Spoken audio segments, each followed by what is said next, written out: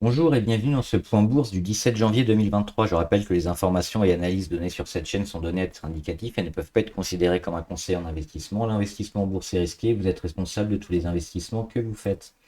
Alors le CAC aujourd'hui qui fait une bonne journée, plus 0,48%. Une journée avec pas mal de volatilité vers 16 heures et les États-Unis qui ont eu un peu de mal, hein, notamment à la mi-séance. Là, le Dow Jones est à moins 1% et le Nasdaq est stable. On est allé chercher au-delà des 7100, hein, sur le CAC et on continue notre progression. On est dans la zone de surachat, hein, niveau RSI, au niveau des indicateurs. Pas de choses négatives toujours au niveau du marché français qui continue à aller chercher plus haut. Alors à noter quand même que cette fois on est plus hors des Bollinger, hein, ça fait 3 séances, on commence à réintégrer un petit peu l'intérieur du corps. On va certainement avoir plus de mal à aller chercher des points assez hauts prochainement.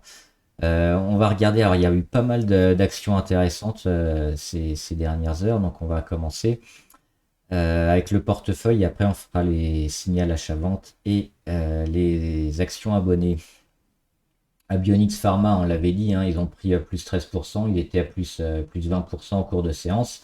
Ça a été un peu vendu, mais chaud, on le voit, mais il y a encore un gap énorme, hein. On avait fermé vendredi dernier ici sur les 1,92.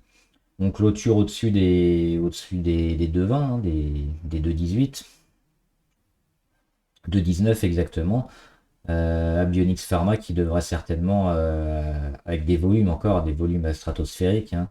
On rappelle, hein, Bionics Pharma, ils ont une étude phase 2 qui a été validée, donc a priori, c'est plutôt bon signe pour la suite. Et ce qu'on vise, c'est ce genre de configuration avec une explosion et puis la continuation ou une deuxième explosion après la période ici où on avait repéré la faible volatilité, la congestion et la sortie par le haut. Adyen, alors moi je suis rentré aujourd'hui sur Adyen, c'est assez intéressant. On voit, hein, avec l'année évidemment 2022 très compliquée. Et puis c'est plus haut, ces rebonds qui se font de moins en moins haut. Mais c'est racheté en permanence sur support ici autour des 1185, 1170. Et puis après un peu plus haut, on le voit ici, c'est racheté autour des 1230. Après c'est sur les 1250. Dernièrement on fait des mèches, hein, on rachète à chaque fois. Là, on casse une nouvelle fois l'oblique, ici l'oblique sur les plus hauts, hein, l'oblique 2021-2022. On l'avait déjà cassé un peu difficilement précédemment, mais là on le réattaque une nouvelle fois. C'est plutôt intéressant ce que nous montre Adyen et on devrait pouvoir aller rattaquer une première fois les moyennes et puis essayer de retourner tout à la hausse, hein, au printemps 2023. Fondamentalement aussi c'est pas mal. C'est une valeur très très intéressante. Moi je me suis placé dessus aujourd'hui et j'y crois énormément. Alphabet. Alors on va pas trop faire les tech US, hein, c'est surtout du zigzag, hein, que ce soit Alphabet ou Amazon. Alors Amazon ils ont bien rebondi, mais toujours sur cette zone à 101, et il faudra s'en méfier. Altarea aussi pris une petite ligne aujourd'hui, intéressant. C'est un peu le même graphique que Adyen. On le voit avec cette année 2021-2022 compliquée, puis les plus hauts de moins en moins haut ici, avec une petite résistance à 149 et puis après 139. La perte de volatilité, puis les supports rachetés de plus en plus haut, hein, et on avait été dans l'excès ici à 114. Après, c'est racheté sur les 120 une première fois au mois de juin 2022 et septembre 2022. Et puis après, on rachète encore plus haut, mèche basse, ici le 20 décembre. Et puis, phase de congestion, perte de volatilité, on casse aussi l'oblique. On va certainement aller tout casser vers le haut prochainement. Donc, très, très intéressante aussi cette valeur Altarea à surveiller. Amundi, attention, comme le CAC, hein, ils vont certainement commencer à souffler après leur beau run. Donc pas grand chose d'autre à dire. Apple, alors oui, Apple pour du très court terme, hein, on l'avait dit ici sur le support autour de moins de 130, ça pouvait s'acheter pour aller jouer ici l'oblique à 140. D'autant qu'on avait cassé l'oblique RSI sur les indicateurs. Dès qu'on aura atteint ici cette zone-là, il faudra faire attention et mettre les stops, hein, si on y arrive, parce que c'est même pas sûr. Toujours un peu compliqué sur Apple. comme sur toutes les techs, ça demande pas mal de temps et probablement au mois de février ou mars pour se réintéresser dessus parce que là, la tendance est assez fortement à la baisse dessus.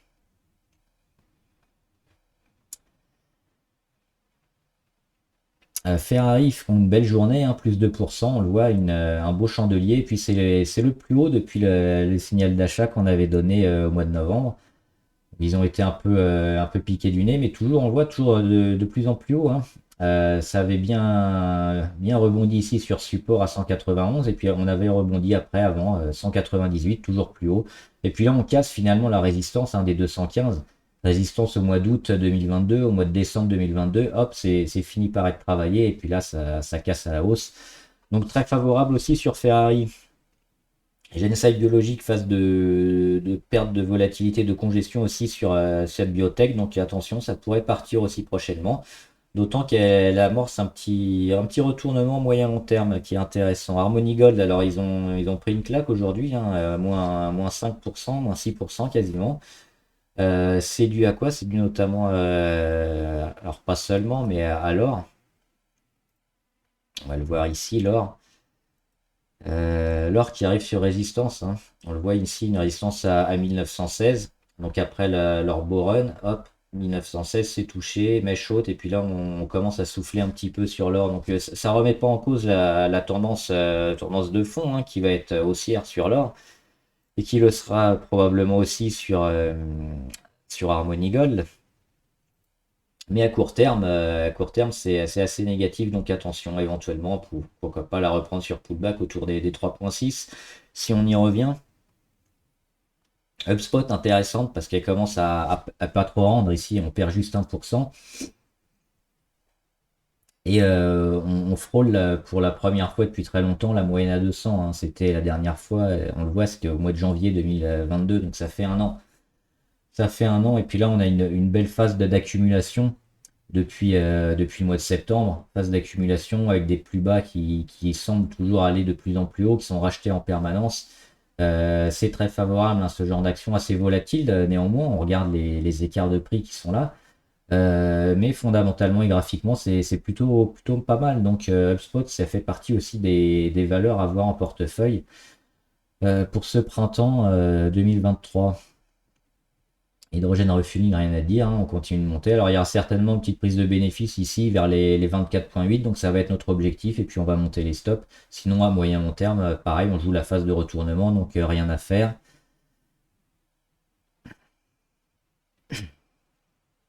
Moderna, toujours très favorable. Pareil, Moderna, on est plutôt sur du moyen terme, hein, avec cette action. Qui a pas mal outre les vaccins, d'autres produits anticancéreux notamment, qui sont assez intéressants. Le pic de volume, on est en train de retourner toutes les moyennes à la hausse aussi. On est juste en embuscade sous l'oblique ici, l'oblique sur les plus hauts, donc pour casser. Donc pas mal d'indicateurs aussi dans le vert pour Moderna, donc très favorable aussi sur cette action. Nanobiotics, on l'avait ici noté, hein, la phase ici de congestion, et puis on sort par le haut une première fois, et puis ici pic de volume, on le voit, hein, ces dernières séances, pic de volume, on se rapproche de la moyenne à 200 aussi, on se rapproche de l'oblique sur les plus hauts. Donc attention aussi, biotech donc volatile, mais ça peut rapporter. On est ici sur les 4, on pourrait aller rapidement sur les 4,5, donc les 10%, aller chercher très vite pour Nanobiotics. NESR, ils sont en phase de retournement, on en parlait souvent, hein, sur les au-dessus des 7,45, donc très, très favorable aussi. Netflix sur résistance à 333, mais si ça lâche, ça pourrait relancer le titre, pareil, en phase de retournement haussier, long terme. Netflix, ils annoncent leurs résultats jeudi, donc ça sera intéressant de suivre les résultats et comment le marché les achète ou les vend.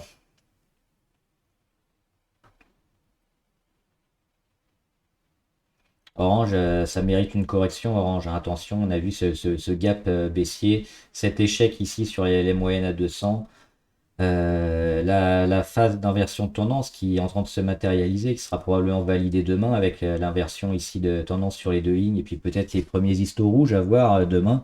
Donc attention sur Orange, hein, si vous êtes dessus, il vaut mieux alléger, vendre, voire être en VAD sur Orange. Pernod Ricard, pareil, on va viser ici une zone à 199 pour une première prise de bénéfice. Sinon, à long terme, c'est toujours haussier sur le titre. D'autant qu'on se rapproche de la zone à des 70 niveau RSI qui pourrait peut-être permettre de casser facilement cette résistance à 199 et de continuer le mouvement haussier. Sinon, il y a un peu de construction et de prise de bénéfice autour des 199. Pierre et Vacances, toujours très bien, on perd que 1%. On le voit après cette grosse journée vendredi, on se maintient au-dessus et on perd rien, on rend rien après toutes ces belles séances. On se rapproche aussi d'une oblique, alors pas forcément très pertinente, mais c'est cette oblique-là hein, sur le 2020-2021. Et on se rend compte quand même que le titre le suit, hein. On l'avait suivi ici avec la mèche haute, pareil, au mois de mars 2022. Et puis toute cette période de juin à juillet-août 2022, pareil, on l'avait suivi, cette oblique, et on la retrouve à nouveau pour peut-être la casser à la hausse. Les volumes sont toujours là sur Pierre et Vacances. Donc c'est toujours une action plutôt moyen terme, hein, et même maintenant, ça vaut le coup de rentrer sur cette action en restructuration. Ruby RAS, attention à la zone des 27, pareil, qui pourrait donner une petite période d'orage et de tempête, de prise de bénéfices, donc peut-être un retour assez brutal si on vient à toucher les 27, les 27-20. Donc se préparer peut-être si on est court terme à monter les stops, sinon si on est long terme, la phase de retournement elle est bien actée pour Ruby, très favorable.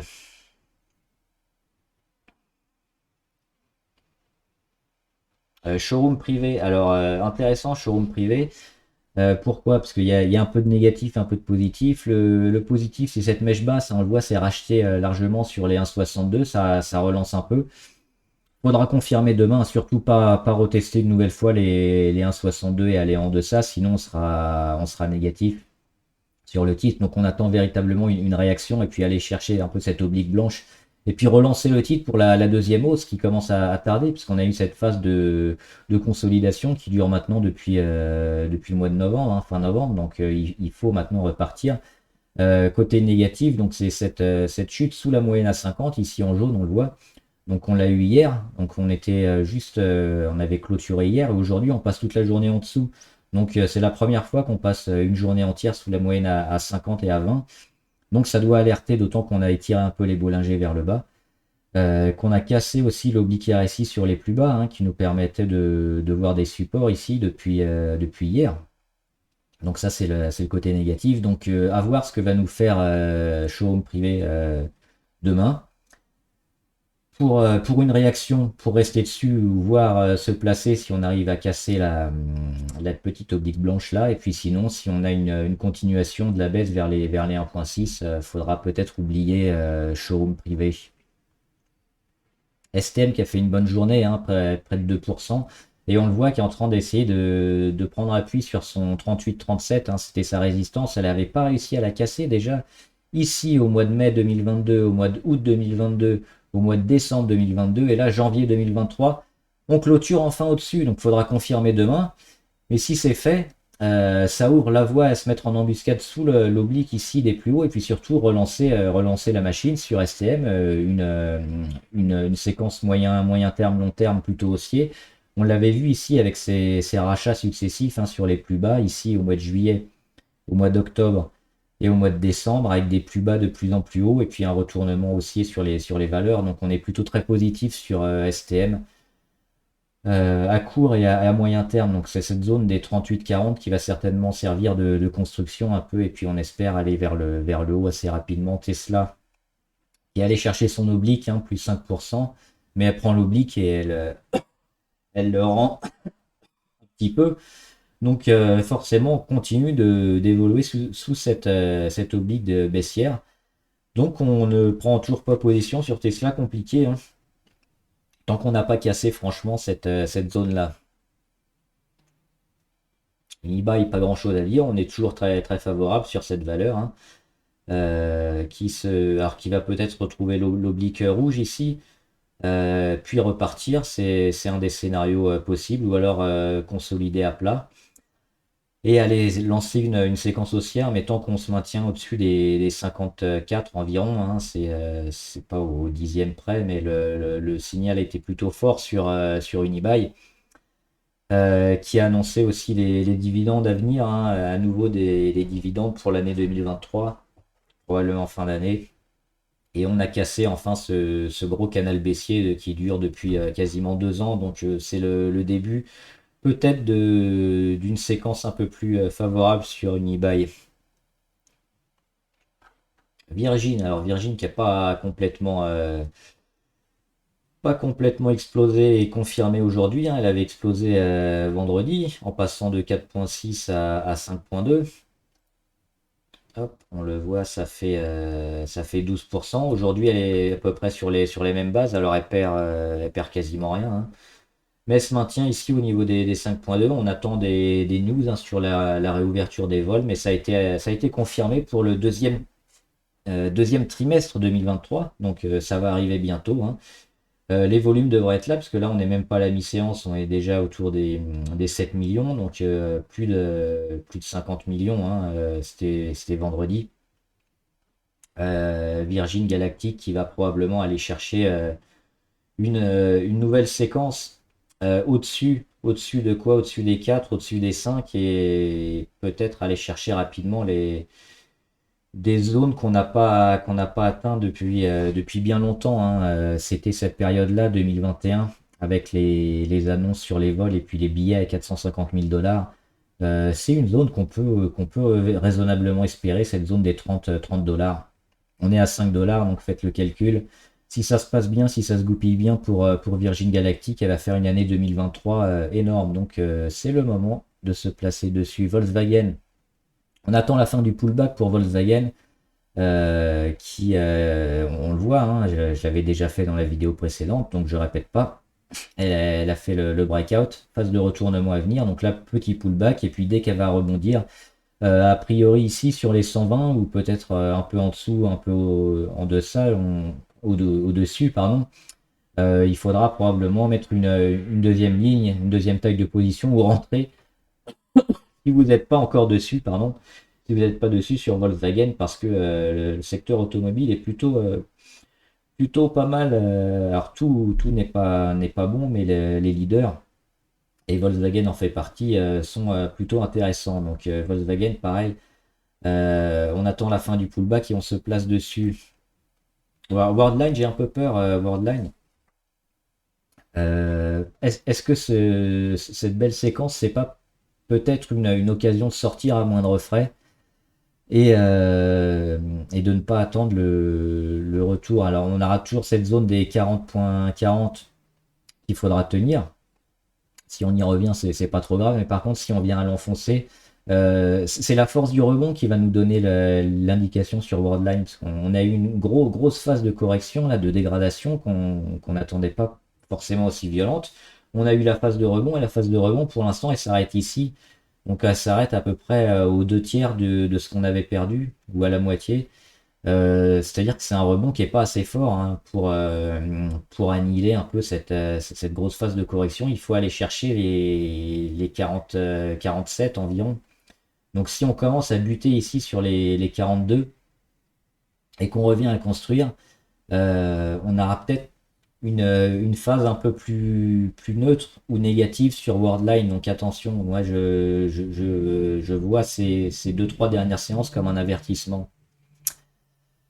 Et enfin, alors on a pas mal de signaux qui méritent d'être vus. Alors Adienne, on l'a déjà vu. Area aussi, on l'a vu. Edenred, on surveille toujours, hein, sous l'oblique. Ici, dès qu'on dépassera les 50,5 environ, ça vaudra probablement le coup. Elle a déjà cassé ici son oblique RSI.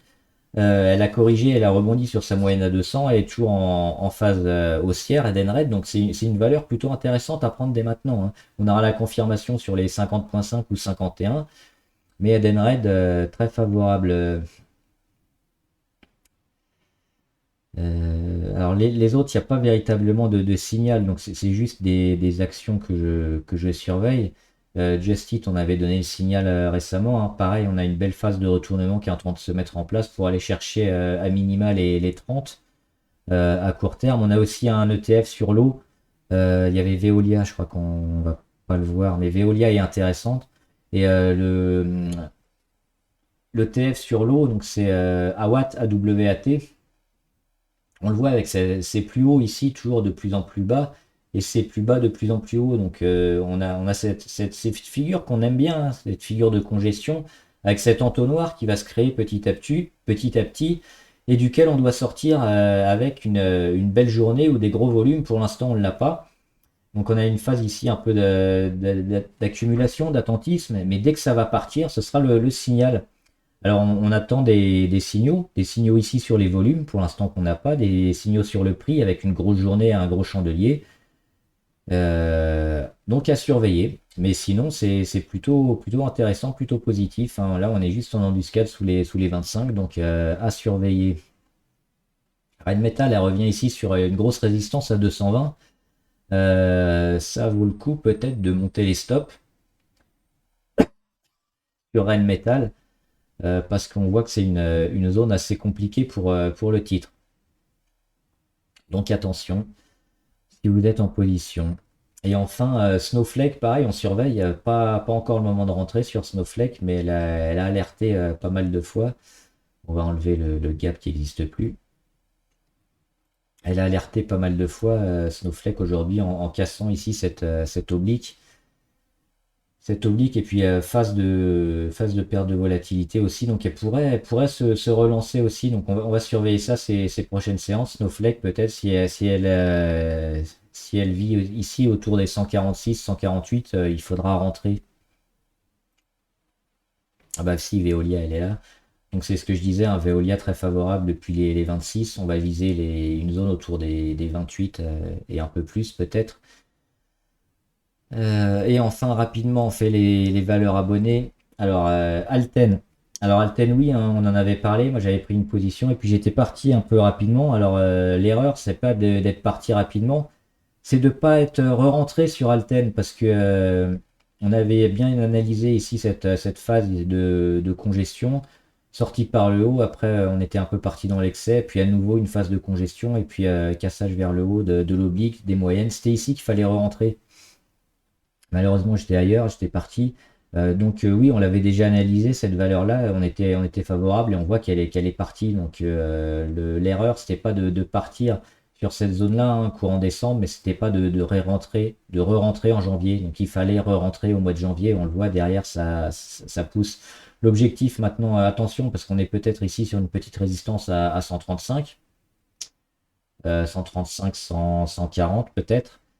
Mais à moyen terme, on va certainement aller les travailler et les casser, hein, pour retrouver des 150 et plus. Donc pas mal à moyen terme. Sinon à court terme, voir ce que va nous faire un éventuel pullback demain. Mais sinon on est plutôt favorable sur Alten, Atos. Atos, elle va devenir intéressante à partir de maintenant, hein. Pourquoi? Parce qu'on avait une longue descente aux enfers depuis 2 ans.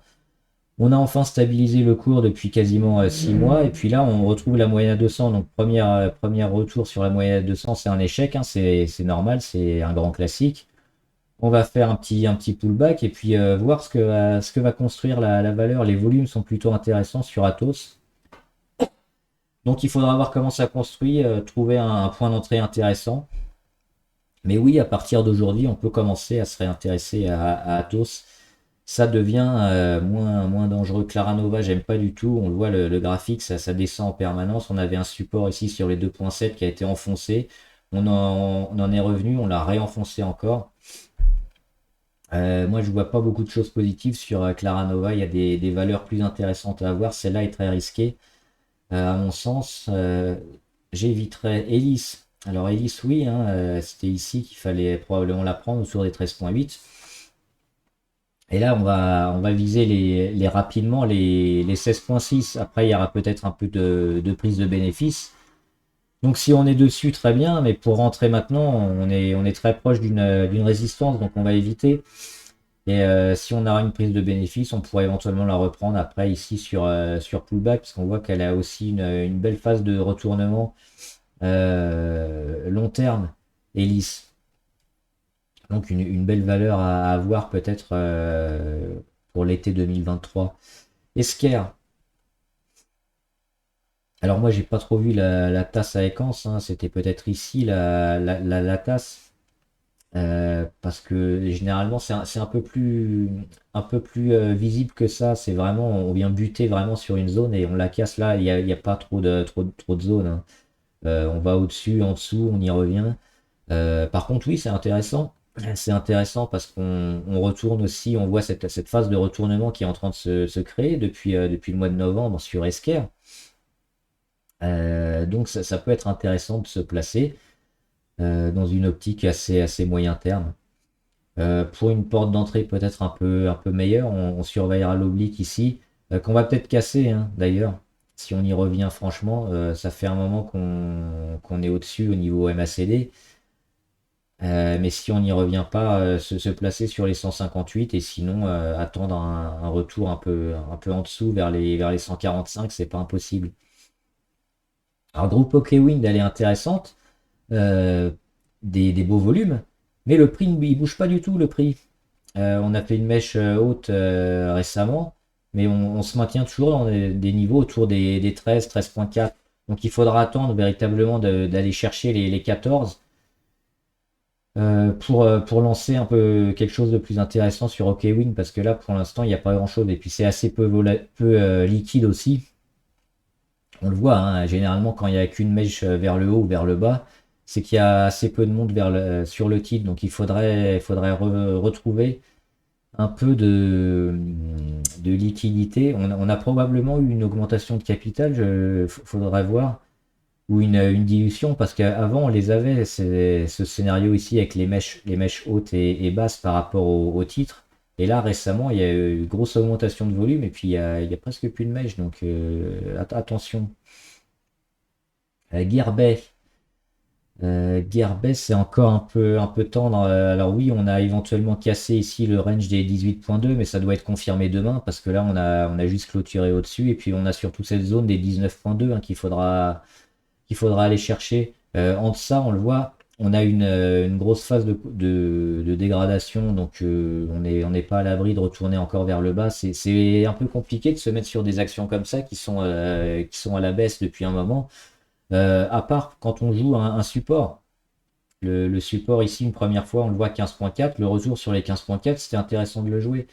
Jouer maintenant, Garbet, c'est pas terrible. Il faudra mieux attendre soit une confirmation qu'on a un retournement, soit retrouver des niveaux de support intéressants. Harmonique. Harmonique, moi j'aime pas trop parce qu'elle a des grosses phases de volatilité ici qui précèdent, non, qui succèdent, donc ils sont après une belle phase de poussée, une grosse phase de progression. C'est un peu ce qu'on a vu notamment sur Tesla. Donc on a une belle phase de progression et après beaucoup de volatilité. Généralement, ça annonce quoi? Ça annonce un niveau plus haut qui a été atteint. Et après, on va construire et on va plutôt construire vers le bas sur Harmonique. Donc moi, si je serais en position, au mieux, je mettrais des stops. Mais sinon, on voit grosse phase d'ici de résistance à 15,7. Alors si on vient la casser, pourquoi pas? C'est pour ça qu'il faut peut-être rester en position, mais sinon j'investirais pas, hein, si je suis pas dessus parce il y a plus de chances qu'on construise dans cette zone entre 13 et 15 et qu'on finisse par casser vers le bas. Palantir. Ah, Palantir c'est moche, hein, il y a que du rouge partout. On avait un petit support ici à 16,4. On est venu le tester, on est venu l'enfoncer. C'est dégueulasse Palantir. Stellantis. Stellantis, elle réagit bien ici sur sa moyenne à 50. Si elle arrive à retrouver le triangle ici, hein, à casser les 14,6 et puis à évoluer entre 14,7 et 15, ça pourrait être intéressant. On l'a vu, hein, les plus bas constamment rachetés de plus en plus haut. On attend maintenant le pic de volume sur Stellantis pour se placer. Technip Energy, gros range, hein, qui a duré 2 ans aussi entre les 9,8 et les 14,1 environ. Et puis finalement, on a réussi à casser avec ici une belle phase de congestion. Et puis on le voit, perte de volatilité. On casse l'oblique, on casse les résistances une à une. et après c'est parti, et le pullback sur la moyenne à 50 et on repart. Donc oui, on a un petit support ici à 15,6 qui est intéressant. Et se placer dès maintenant avec un stop ici, c'est plutôt pas mal, d'autant qu'on voit qu'on étire encore les Bollinger vers le haut. On a une mèche hors des Bollinger. Donc plutôt favorable, on n'est pas loin des 70 niveau RSI, donc peut-être pour les prochains jours, si c'est encore dans le vert, lancer des belles journées vers les 16,6 et 17 sur Technip. Donc oui, c'est favorable. Valeo, on a une belle résistance ici à 20,1 et puis après on en a une autre à 20,9. Donc le retournement, il est pas encore gagné sur Valeo. C'est un peu compliqué là. On a fait un beau run, un beau breakout. Il faudra voir la force du pullback et puis si on rend pas trop. C'est-à-dire que si on revient ici sur les 18,6 et puis qu'on relance, ce sera un scénario à mon sens assez favorable. Hop. Sinon, alors elle peut très bien continuer vers le haut aussi. Mais attention, hein, on a déjà bien monté. Mais oui, plutôt favorable aussi. Ça demande quand même un peu de construction à suivre sur Valeo. Veralia, elle a fait le scénario numéro 1. Donc pour l'instant, on rebondit sur support à 32. Mais alors si on est en position, c'est plutôt des stops serrés, hein. On surveille la moyenne à 20 qui a déjà été percée une fois. On a fait une progression énorme sur Veralia. En 3 mois, on a pris 40%. Donc on évite de rentrer, hein, parce qu'il y a peu de chances que ça continue. Là, on est déjà allé chercher le plus haut de 2021. Ça va certainement construire et puis plutôt corriger un peu. Donc la reprendre éventuellement plus bas. Mais là, le gros de la hausse semble fait. Ou alors jouer le support ici sur les 32,3 et puis un stop loss assez serré. Et enfin, Zynex. Alors Zynex, on voit qu'elle travaille beaucoup ici sur les 13,5. Ben, on arrive un peu après la bataille. On avait cette oblique là qui était intéressante, qu'on a fini par casser. Donc là, on pouvait éventuellement se placer en moyen long terme ici sur les zones des 7, mais c'était encore un peu risqué.